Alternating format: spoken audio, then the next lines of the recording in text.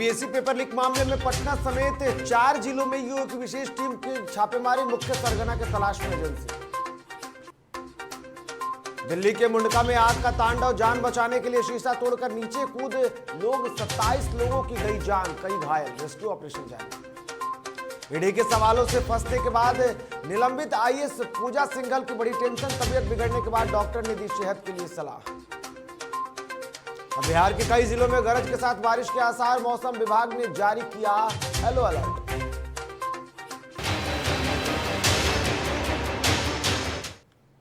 नमस्कार, आप देख रहे हैं डीटीवी भारत और मैं हूं आपके साथ निर्भय किशोर और बुलेटिन की शुरुआत करेंगे इस वक्त की बड़ी खबर के साथ। इस वक्त की बड़ी खबर आ रही है बीपीएससी पेपर लीक मामले से जुड़ी हुई है। बीपीएससी पेपर लीक मामले में ईओयू की कार्रवाई जो है वो अब धीरे धीरे तेज होती जा रही है और ऐसे में टीम जो है अब 4 जिलों में विशेष छापेमारी करेगी। विशेष टीम जो है वो छापेमारी करेगी, तो 4 जिलों में ईओयू की टीम जो है वो विशेष छापेमारी कर रही है और लगातार पटना, मधुबनी समेत 4 जिलों के आधा दर्जन स्थानों पर छापा मारा गया है। जांच टीम को मिले हैं कई अहम सुराग, तो इस मामले की जांच के लिए अब जो टीम है वो लगातार छापेमारी कर रही है। मुख्य सरगना की तलाश में एजेंसी जुटी हुई है। तो बड़ी खबर आपको बता रहे इस वक्त की, जहां पर बीपीएससी पेपर लीक मामले में ईओयू जो है वो लगातार छापेमारी कर रहा है। इससे पहले भी जिस तरीके से जानकारी हमने दी कि कार्रवाई करते हुए टीम ने 4 लोगों को गिरफ्तार किया और अब कार्रवाई तेज होती हुई दिख रही है। पटना, मधुबनी समेत 4 जिलों के आधा दर्जन स्थानों पर छापेमारी की गई है। तो बड़ी खबर इस वक्त की।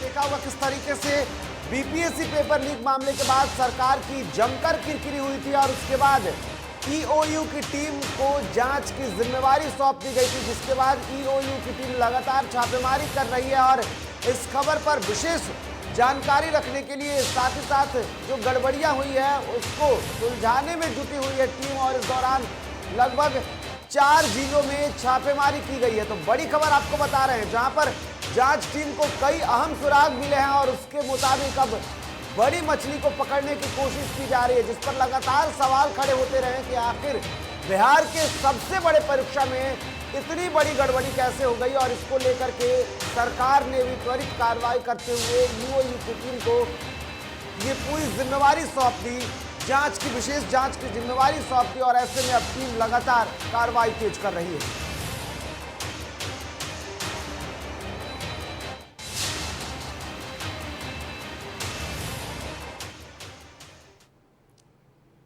इधर बिहार में उद्योग को बढ़ावा देने के लिए उद्योग मंत्री शाहनवाज हुसैन लगातार जुटे हुए हैं, जिसकी जानकारी देते हुए मंत्री ने बीजेपी के सहयोग कार्यक्रम के दौरान पिछले दिनों पत्रकारों से बातचीत की और उन्होंने राजद पर हमला बोलते हुए कहा कि बिहार में उद्योग लग रहा है तो राजद को परेशानी है। साथ ही उन्होंने देश में बढ़ रही महंगाई और आतंकवाद पर भी हमला बोला है। ये जो मक्का हमारा बाहर चला जाता था उससे तेल निकलेगा, मतलब इथेनॉल, और उससे जो उसका सिट्ठी बच जाता है वो कैटल फीड बनेगा कैटल के लिए, मुर्गी का दाना, मछली का दाना, कैटल के लिए दाना, और उसकी भी इंडस्ट्री लगेगी जो हम अभी तक आप लोग को नहीं बताए थे। तो किसानों को वाजिब दाम मिले, इस पे भी राजद को एतराज है।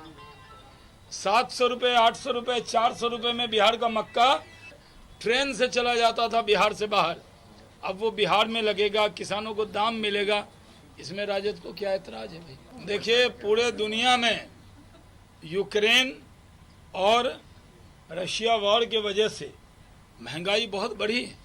ये तो आप सब का भाग है, हमारा आपका भाग है कि नरेंद्र मोदी जैसे नेता प्रधानमंत्री रशिया से भी तेल ले आए, नहीं तो कितनी महंगाई बढ़ जाती।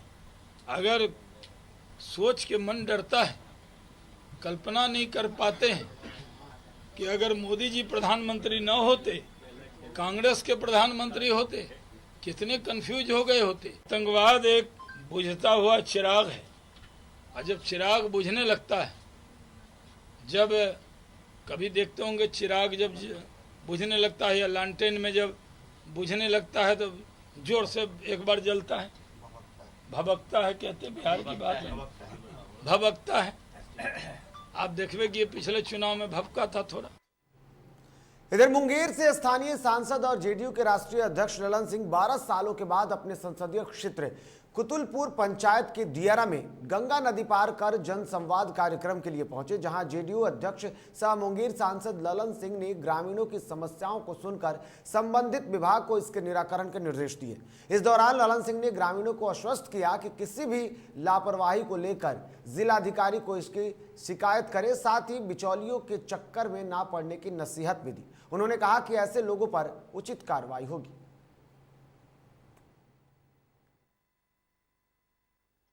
तो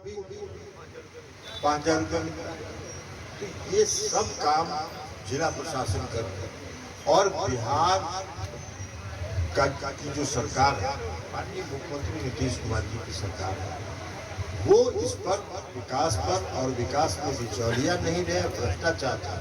अब आजकल तो पैसा इंदिरा आवास का आरटीजीएस ट्रांसफर होता है, कोई किसी को कैश तो मिलता नहीं। बैंक का खाता दीजिए, बैंक का खाता का नंबर दीजिए, आपके अकाउंट में चला आएगा, फिर बिचौलिया पड़ता है। इसलिए आप लोगों से भी आग्रह है कि कोई बिचौलिया दलाल के चक्कर में मत पड़िएगा। कोई बिचौलिया दलाल आवे, सीधे डीएम साहब को शिकायत करिए कि फलाना दलाल घूम रहा है, कि पकड़ के ओकरा बंद करिए। हमारे पंचायत में कटाव के अलावा मुख्य समस्या 2-3 समस्या है, जिसमें पहली समस्या शिक्षा की है। शिक्षा में क्या है कि यहाँ गांधी उच्च विद्यालय है, जिसमें +2 की पढ़ाई की सरकार के द्वारा ये कर दिया गया है, लेकिन उसमें विद्यालय को अपना भवन नहीं है, मतलब समुचित भवन नहीं है जो +2 संचालित किया जा सके, जिसके कारण विशेष करके यहाँ पे बच्चियों को यहाँ से 12 किलोमीटर दूर जाना पड़ता है बलिया। सबसे बड़ी समस्या है कि हम सैकड़ों साल से कटावग्रस्त हैं और उस जगह पे आ गए हैं कि वो कटने के बाद फिर हम लोगों को बसने का कोई जगह नहीं। हम लोगों का सांसद महोदय से यही आग्रह है, निवेदन है कि गांव को किसी न किसी तरह से अपने संसाधन से सरकार द्वारा जो भी सुविधा हो कटाव की।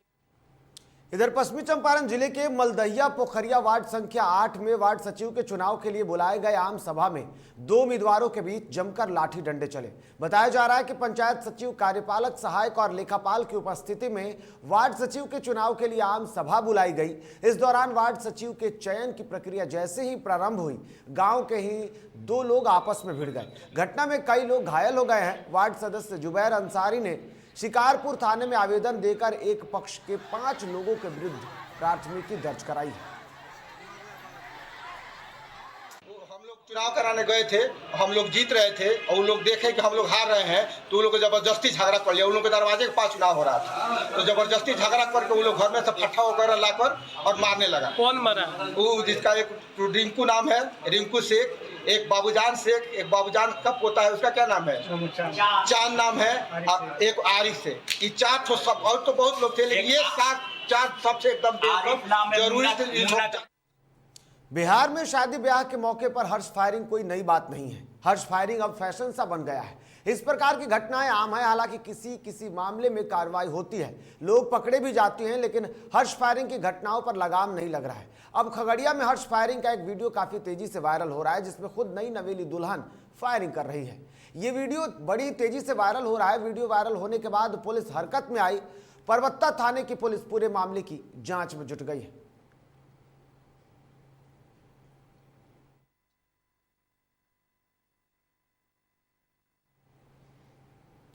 इधर मुजफ्फरपुर में प्रेमिका की दूसरी जगह शादी तय होने से नाराज प्रेमी ने ट्रेन के सामने छलांग लगाकर खुदकुशी कर ली।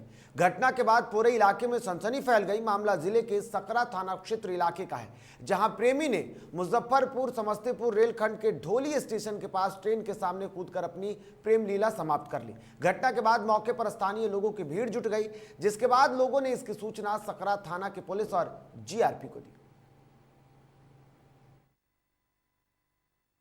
बजे रात में ये सारे परिवार जा कर के और लड़की वाले आकर के मेरे भतीजा को मारे।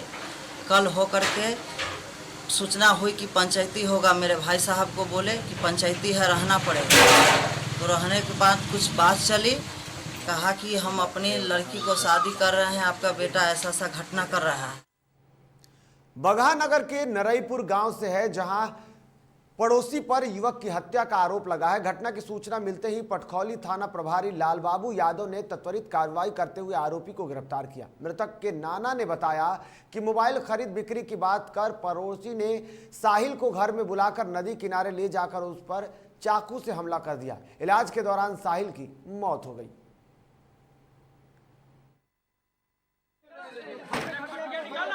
के बदला हम जान लेंगे, बस दूसरा कुछ नहीं चाहिए हमको, बस हमको ये चाहिए।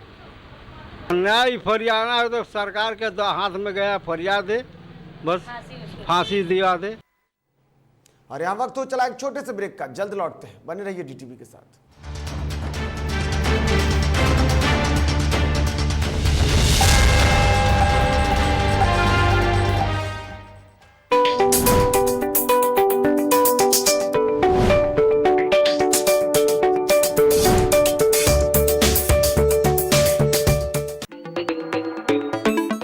बिहार का गौरव सलोका इंटरनेशनल स्कूल CBSE बोर्ड द्वारा मान्यता प्राप्त। हम देते हैं आधुनिक सुविधाओं के साथ बेहतर शिक्षा। हमारे यहाँ होती है नर्सरी से लेकर कक्षा 12वीं तक की पढ़ाई। बच्चों को पढ़ाती है अनुभवी शिक्षकों की टीम। स्मार्ट क्लासेस और क्लास में वाईफाई की सुविधा भी उपलब्ध। साइंस लैब, मैथ लैब और कंप्यूटर लैब की सुविधा भी उपलब्ध। बच्चों को योग, खेल और संगीत की दी जाती है विशेष शिक्षा। कमजोर छात्र छात्राओं पर दिया जाता है विशेष ध्यान। यातायात की सुविधा भी है उपलब्ध। हमारा पता भिंगारी रोड, भोरे, गोपालगंज 841426। संपर्क करें 9931815710 और 6200764034। सर छुट्टी चाहिए थी। क्यों? गांव के सारे घर कच्चे थे, बाढ़ में ढह गए, मेरा भी। Good morning sir. देखिए, बुनियाद भी पक्की, आपका नया घर भी पक्का, सालों साल चलेगा सर।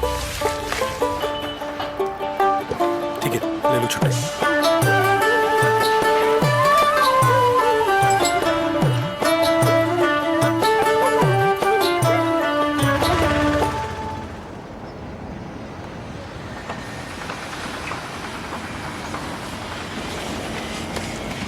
लो, हो गया घर पक्का। छुट्टी कैंसिल।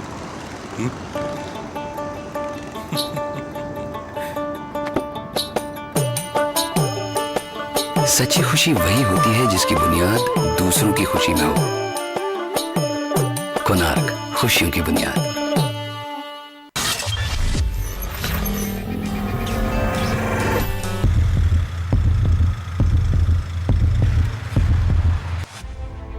खबरें तमाम, देश के नाम, हर सुबह हर शाम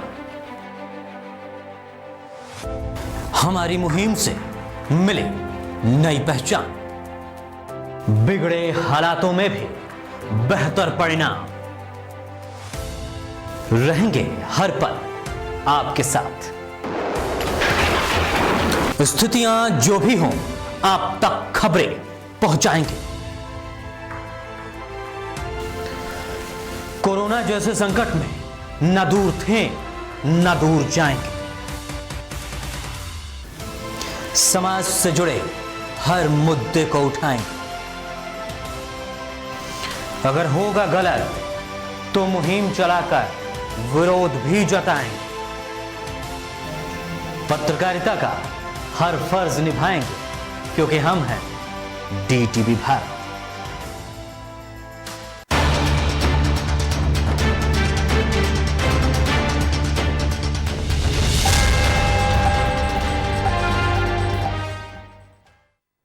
और ब्रेक के बाद एक बार फिर से आप सभी का स्वागत है। तो बढ़ेंगे आगे और अब बात दरभंगा की होगी। दरभंगा जिले के बहादुरपुर प्रखंड अंतर्गत वाजिदपुर पंचायत के गांव में जन वितरण प्रणाली विक्रेता पर एमओ ने गबन का आरोप लगाकर FIR दर्ज करवाया है। जन वितरण प्रणाली विक्रेता मोहम्मद नूर आलम पर एमओ को बंधक बनाने का भी आरोप है, जिसके बाद विक्रेता का लाइसेंस रद्द कर दिया गया और उस पर मामला चल रहा है, जिसको लेकर आस गांव के 50 से अधिक ग्रामीणों ने जिलाधिकारी को मांग पत्र सौंपकर जन वितरण प्रणाली विक्रेता पर साजिश के तहत फंसाने का आरोप लगाया गया है और उचित कार्रवाई कर राशन विक्रेता के दुकान को पुनः चालू कराने की मांग की गई है।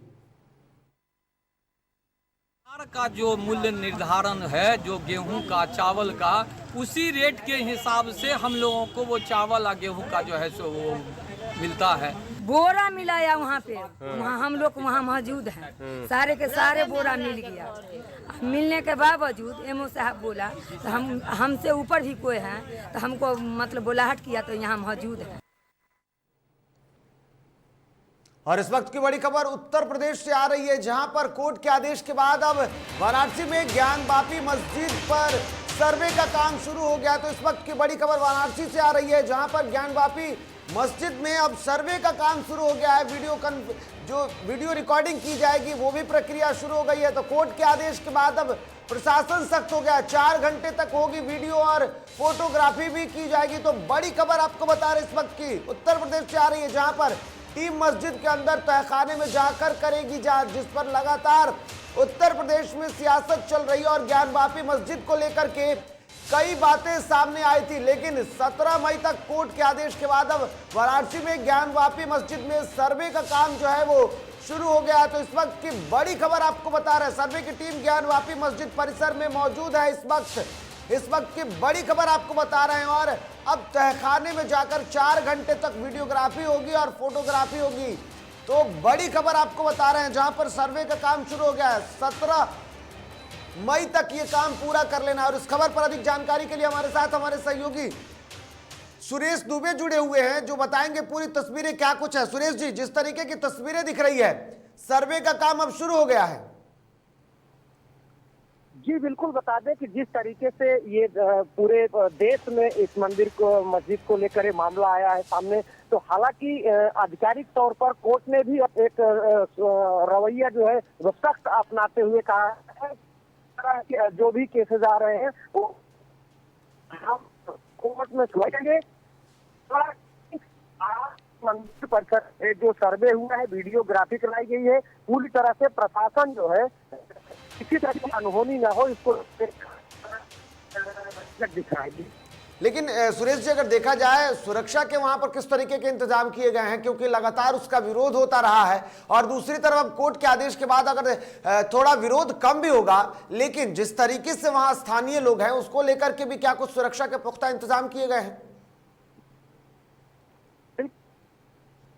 जहां तक आप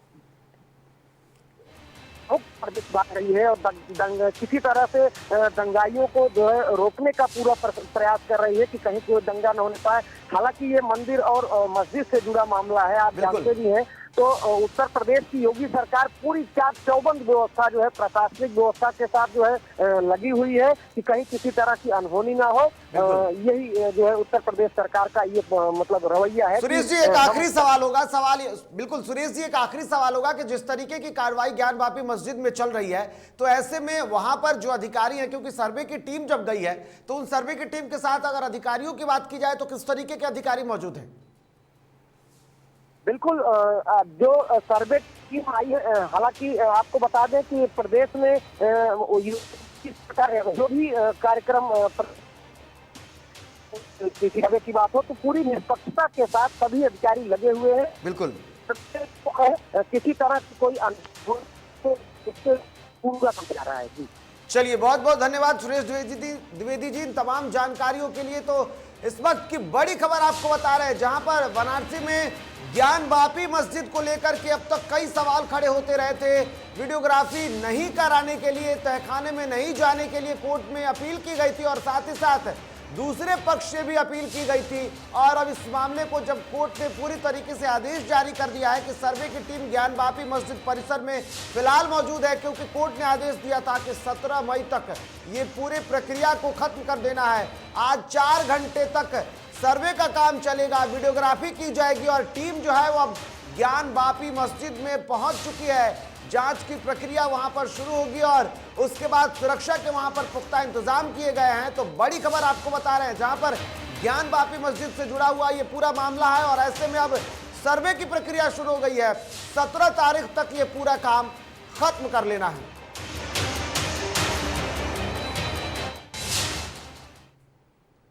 इधर सहरसा के वैजनाथपुर पुलिस शिविर क्षेत्र स्थित SBI ब्रांच में करीब 1 करोड़ 25 लाख के सोने की चोरी हो गई।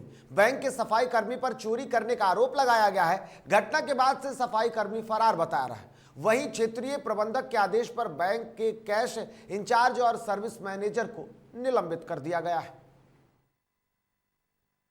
ये बैंक के सेफ वैजनाथपुर ब्रांच में हमें पता चला 10 तारीख को हमें इन्फॉर्मेशन मिला कि यहाँ पे रेगुलर चेकिंग के दौरान और ग्राहक जो अपना आभूषण रख करके लोन लेते हैं तो वो 48 पैकेट वो था कुल उस शाखा में, और जब उन्होंने चेकिंग में गया तो वो उन्हें वहाँ पे मिसिंग पाया। तो जैसे हमें खबर किया, मैं पूरे टीम के साथ अपने CM कंप्लायंस और जितने भी हमारे जो भी अधिकारी यहाँ पे थे सब वहाँ पे गए और इमीडिएट हम लोगों ने वहाँ थाना को इन्फॉर्म किया। बैजनाथपुर स्थित स्टेट बैंक के ब्रांच से लॉकर से इसके सफाई कर्मी उमेश मल्लिक द्वारा चोरी कर ली गई है। इधर पश्चिमी चंपारण जिले के मझौलिया जिला पुलिस कप्तान के निर्देशानुसार पुलिस ने समकालीन अभियान के तहत बड़ी सफलता हासिल की है, जहां पुलिस ने छापेमारी करते हुए 3 पियक्कड़ों को मारपीट के 6 नामजद अभियुक्तों सहित 9 प्राथमिकी अभियुक्तों को हिरासत में लिया, जिसके बाद सभी को मेडिकल जांच कराने के बाद जेल भेज दिया गया। थाना अध्यक्ष अशोक शाह ने इसकी पुष्टि की है।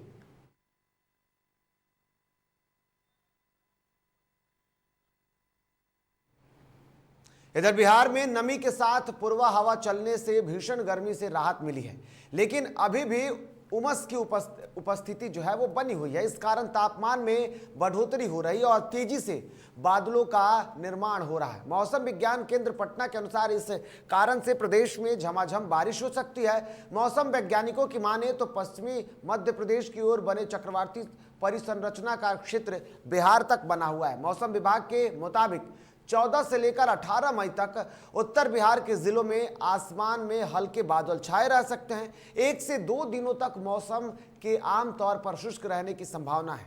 उसके बाद उत्तर बिहार के जिलों के कई जगहों पर गरज वाले बादल बनने के साथ हल्की वर्षा का अनुमान है। बारिश के समय हवा की गति थोड़ी तेज हो सकती है।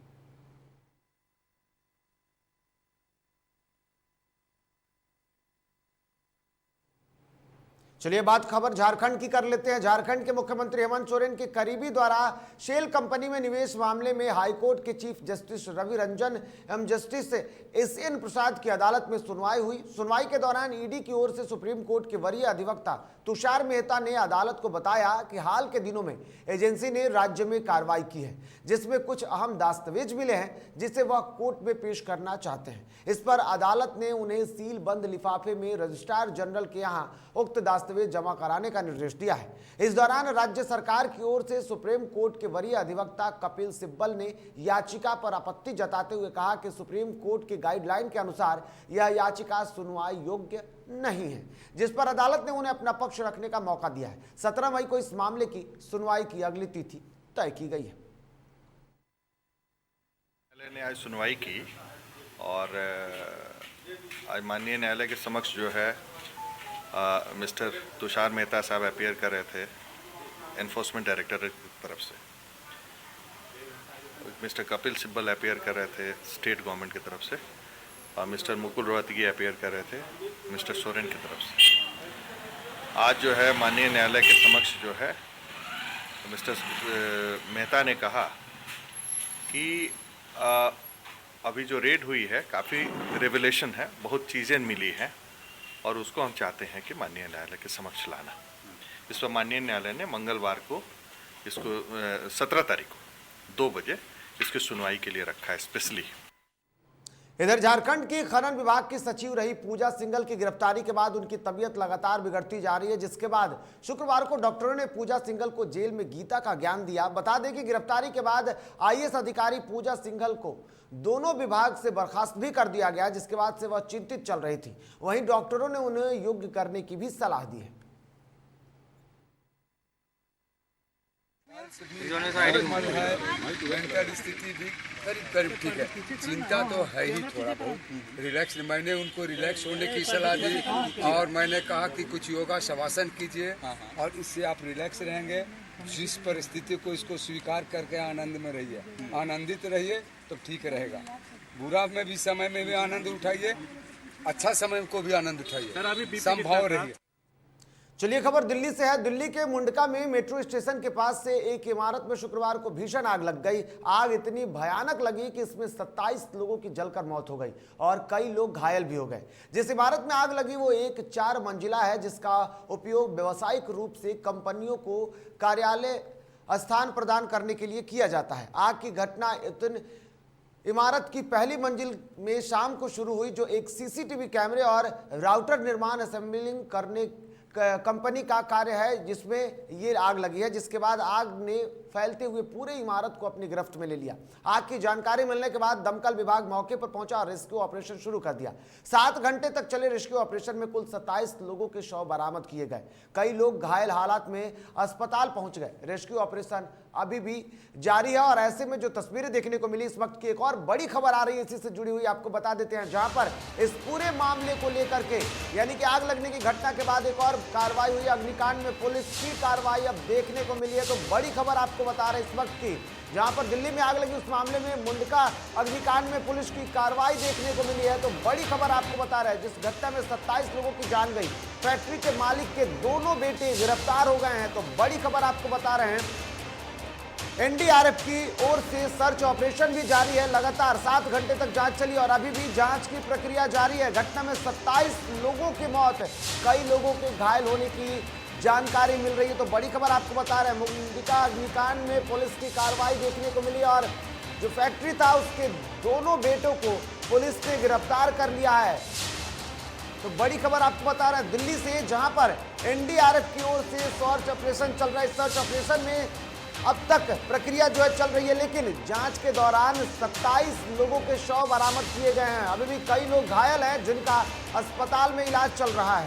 तो बड़ी खबर आपको बता रहे हैं, जहां पर दिल्ली के मुंडका में अग्निकांड देखने को मिला और इस दौरान 27 लोगों की मौत, एक दर्दनाक घटना।